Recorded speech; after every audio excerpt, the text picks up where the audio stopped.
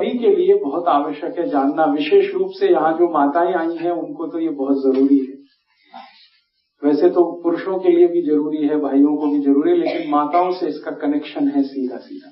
वो ये है कि जब भी आप भोजन बनाते हैं और खाते हैं तो कभी भी भोजन में दो चीज एक साथ ऐसी मत बनाइए जो एक दूसरे के विरोधी है, तासीर में एक दूसरे के उल्टे है। तासीर में एक दूसरे के उल्टे होने का माने कोई ठंडा है कोई गर्म है, ऐसी चीजें एक साथ मत बनाइए। कोई एसिडिक बहुत ज्यादा है कोई एल्कलाइन बहुत ज्यादा है, ऐसी चीजें एक साथ मत बनाइए।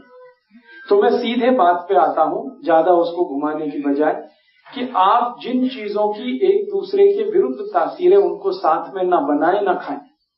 जैसे दूध और दही दोनों एक दूसरे के विरोधी। दही जो है ना एसिडिक है और दूध एल्कलाइन है। दूध क्षारीय है, दही अम्लीय है, ये दोनों साथ में नहीं खा सकते। खाएंगे तो जहर और आपके 20 रोगों का ये कारण बनेगा, दूध और दही साथ में खाएंगे। इसी तरह से हमारे रसोई घर में प्याज है, प्याज कभी भी खाएं तो दूध के साथ नहीं खा सकते, क्योंकि समस्या फिर वही है, प्याज बहुत एसिडिक है, दूध बहुत क्षारीय है, दोनों साथ में खाएंगे तो जहर। तो जब भी प्याज खाना है, कच्चा खाना हो या सब्जी में खाना हो, दूध की कोई चीज उसके साथ ना हो। खीर खानी है तो प्याज की कोई चीज साथ नहीं होनी चाहिए, और प्याज खानी है तो दूध की कोई सी चीज साथ में मत खाइए। प्याज के साथ जो दोस्ती है वो दही की है। दही के साथ भरपूर प्याज खाइए, दही में प्याज डाल के खाइए, प्याज में दही डाल के खाइए। हम कई बार सैलेड बनाते हैं ना, दही का उपयोग करते हैं, तो प्याज दही बेस्ट कॉम्बिनेशन है सैलेड का। तो दही प्याज का कॉम्बिनेशन बनाइए, प्याज दही का कॉम्बिनेशन बनाइए, दूध उसके साथ नहीं। तो दूध के साथ दही नहीं, प्याज के साथ दूध नहीं। इसी तरह से एक तीसरी चीज हमेशा याद रखिए लाइफ में, शहद के साथ घी कभी मत खाइए। घी और शहद दोनों एक दूसरे के जानी दुश्मन हैं अगर एक साथ खाएंगे तो। वैसे दोनों अमृत हैं, घी भी अमृत है, शहद भी अमृत है, लेकिन साथ में खाएंगे तो यही दोनों जहर है। तो घी और शहद नहीं खाइए। इसी तरह से उड़द की दाल, काली वाली उड़द की दाल दही के साथ कभी मत खाइए। इसको मैं फिर से रिपीट कर रहा हूं, सुनने में गलती मत करना आप इसको। काली वाली उड़द की दाल दही के साथ कभी मत खाइए। हाँ, माँ की दाल। पंजाब में आप सब लोग उसे माँ की दाल कहते हैं। माँ की दाल अकेले खानी है, दही उसके साथ नहीं। क्यों नहीं? माँ की दाल के साथ कभी भी दही मैंने खा के देखा, आयुर्वेद में तो मैंने ये 12 साल पहले पढ़ा था, बहुत दिन मैंने खा के देखा, 5-6 महीने, मेरा ब्लड प्रेशर नॉर्मल है, लेकिन जब भी माँ की दाल के साथ दही खाया बीपी हाई हो गया, जब भी खाया। तो मेरा आप सभी माताओं को विशेष निवेदन है कि दही बड़ा, अगर उड़द की दाल का बड़ा है तो दही के साथ मत खाइए। मूंग की दाल का बड़ा दही के साथ खाइए। मूंग की दाल दही के साथ खा सकते हैं, अरहर की दाल दही के साथ खा सकते हैं, तुअर की दाल दही के साथ खा सकते हैं, मसूर की दाल दही के साथ खा सकते हैं, चने की दाल की दही से बहुत अच्छी दोस्ती है, खेसारी की दाल दही के साथ खा सकते हैं, सोयाबीन की दाल दही के साथ खा सकते हैं। एक ही दाल है भारत में और दुनिया में, उड़द की दाल, काली उड़द की दाल, माँ की दाल, जिसको दही के साथ नहीं खाया जाता। कारण एक और है उसका, ये माँ की दाल जो है ना सबसे ज्यादा प्रोटीन वाली है दुनिया में। अगर सबसे ज्यादा प्रोटीन अगर आप निकालेंगे तो माँ की दाल में ही है। और हाई प्रोटीन डाइट का नियम ये है कि उनको किसी भी एसिडिक चीज के साथ नहीं खाया जाए, क्योंकि हाई प्रोटीन को डाइजेस्ट होने में सबसे ज्यादा समय लगता है, और कोई भी एसिडिक चीज है वो हाई प्रोटीन को डाइजेस्ट होने में रुकावट पैदा करती है। तो माँ की दाल के साथ दही नहीं खाना, बाकी किसी भी दाल के साथ दही खाए। फिर आप पूछेंगे कि कोई इमरजेंसी हो जाए, दही भी खाना है माँ की दाल भी खानी है, तो दोनों के बीच में 1 घंटे का डिफरेंस कर दीजिए। माँ की दाल खा के 1 घंटे बाद दही खा सकते हैं, या दही खाने के 1 घंटे के बाद माँ की दाल खा सकते हैं। इसके आगे का एक नियम है जो बहुत जरूरी है आप सबको फॉलो करना, वो ये कि कभी भी दही को नमक के साथ मत खाइए। माँ की दाल के साथ लस्सी 1 घंटे बाद। दही को कभी भी नमक के साथ मत खाइए, दही को हमेशा मीठी चीजों के साथ खाइए। दही को शक्कर के साथ खाइए, दही को गुड़ के साथ खाइए, दही को बूरे के साथ खाइए, दही को खांड के साथ खाइए, दही कभी भी नमक के साथ। फीका खाइए तो बहुत ही अच्छा। मीठा दही है, ताजा दही है, खट्टापन नहीं आया है तो फीका खा लीजिए। थोड़ा खट्टापन आया है तो गुड़ डाल के खाइए, चीनी डाल के, शक्कर डाल के। तो जी हाँ, मैं अभी आगे आ रहा हूँ। हाँ, मैं अभी थोड़ी देर में आगे आ रहा हूँ इसी नियम पे। तो अभी तक मैंने 9 नियम बताए हैं। 9वां नियम रिपीट कर रहा हूँ कि 2 वस्तुएं एक दूसरे के विरोधी हैं तो साथ में नहीं खाना। दूध दही साथ में नहीं खाना है, दही नमक साथ में नहीं खाना है, दूध और प्याज साथ में नहीं खाना है। दही के साथ अगर मीठा खाएंगे तो सबसे अच्छा है। दूध के साथ अगर नमक खाएंगे तो सेंधा नमक ही खाना है, काला नमक ही खाना है। नहीं तो आप हमेशा के लिए भूल ही जाइए ना, नमक ही बदल दीजिए तो ये कहानी खत्म हो जाएगी, मुझे समझाना ही नहीं पड़ेगा। इसके आगे 2-3 चीजें छूट गई हैं। खट्टे फलों के साथ कभी भी दूध नहीं खाना है। खट्टे फल, संतरा है, मौसम्मी है, अंगूर है, ये सब खट्टे फल हैं, सिट्रिक। इन फलों के साथ कभी भी दूध नहीं। इनके साथ हमेशा दही, लस्सी आदि आदि ले सकते हैं।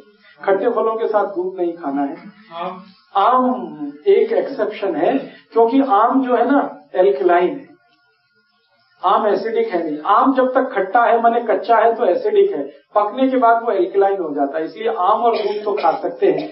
बाकी खट्टे फल को याद रखिए, नींबू है, संतरा है, मौसम्मी है, अंगूर है, ये दूध के साथ नहीं खा सकते। और एक चीज जी, सेब खा सकते हैं दूध के साथ, क्योंकि सेब सिट्रिक नहीं है, सेब एक्चुअली एल्कलाइन है, तो वो दूध के साथ खा सकते हैं। गाजर है, सेब है, दोनों एल्कलाइन है।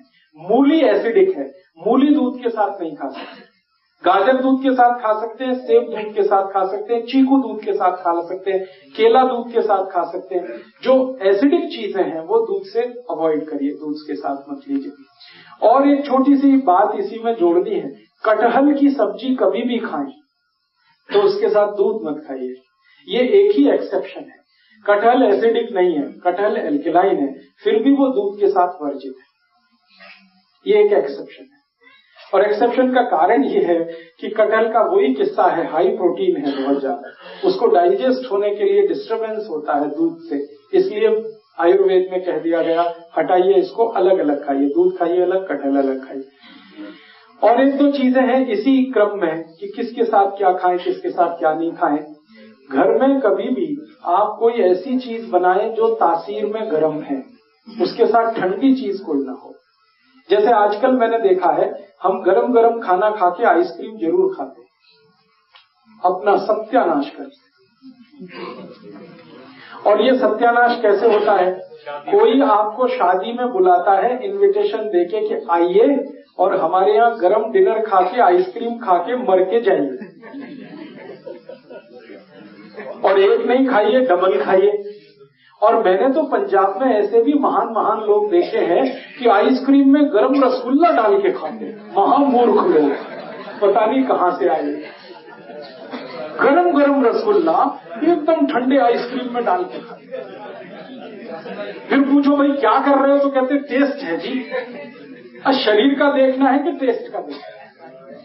तो आप कहीं भी डिनर में जाइए, मैं ये नहीं कहता डिनर में मजे, जरूर जाइए, लेकिन ध्यान रखिए कि अगर डिनर गरम गरम आपने खा लिया है तो ठंडी आइसक्रीम मत खाइए।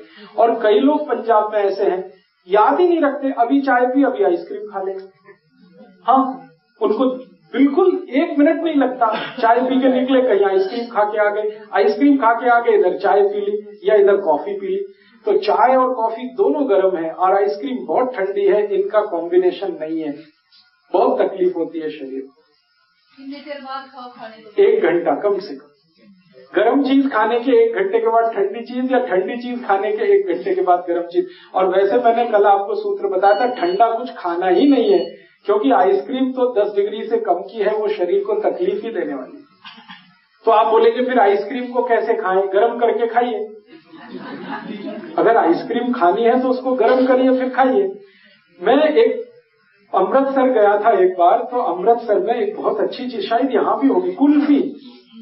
ये जो कुल्फी है इसको थोड़ा गर्म करके खा लीजिए, आइसक्रीम से बेटर है, 1000 टाइम्स बेटर है। क्यों? हाँ, रबड़ी खाइए ना, तो कुल्फी वो शायद रबड़ी की ही बनाती है, खूब दूध गर्म करके रबड़ी जैसा हो जाता, फिर कुल्फी जमाते। तो कुल्फी को थोड़ा गर्म करेंगे तो वो रबड़ी जैसा ही हो जाता, वो खाने लायक है। माइक्रोवेव से अच्छा है गैस का चूल्हा। तो आप जो है रबड़ी खाइए, आइसक्रीम छोड़ दीजिए, कुल्फी पे आ जाइए और कुल्फी को हल्का गर्म करके खाइए, वो आपके लिए बहुत मुफीद है। कारण एक ही है कि आइसक्रीम में जितने केमिकल्स हैं कुल्फी में एक भी नहीं। कुल्फी में दूध ही दूध है, वो भी अच्छे से गर्म किया हुआ है, बस उसको ज्यादा ठंडा कर दिया तो वो जम गया है। आप उसका ठंडापन निकाल के खा लीजिए और करके खा। हाँ, और नहीं तो एक आखिरी ऑप्शन बताता हूँ, खाना ही है आपको तो मेरा ये कहना है कि उसको सलीके से खाइए। जैसे आप कुल्फी खा रहे हैं ना, तो उसका तरीका ये है कि पहले उसको मुंह में रखिए थोड़ी देर, कुल्फी का टुकड़ा काट के मुंह में रखिए और उसको घुमाइए, तो जो लार है वो उसको अपने आप गर्म कर देगी। जब हल्की गर्म हो जाए फिर अंदर ले जाए। ये लास्ट ऑप्शन है। जब खानी ही है तो मेरी बात तो मानिए, उसको गर्म करके खाइए। खानी ही है तो थोड़ी देर मुंह में रखिए, उसको घुमाइए, थोड़ी लार से वो गर्म हो जाएगी, फिर आप